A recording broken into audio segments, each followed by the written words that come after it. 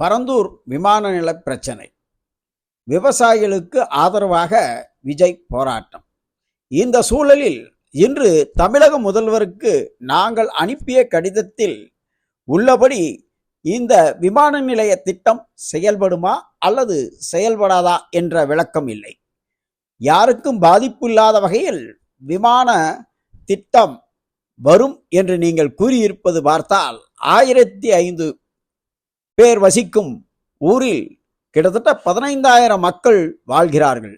அவர்களுடைய வாழ்வாதாரம் பாதிக்காமல் எப்படி விமான நிலையம் அமைக்க முடியும் என்பது விந்தையாகத்தான் இருக்கிறது என்று நானே தலைமைச் செயலகம் விவசாயிகளை கூட்டிக் கொண்டு வருவேன் என நடிகர் விஜய் தமிழக முதல்வருக்கு மிரட்டல் விடுத்திருந்தார்.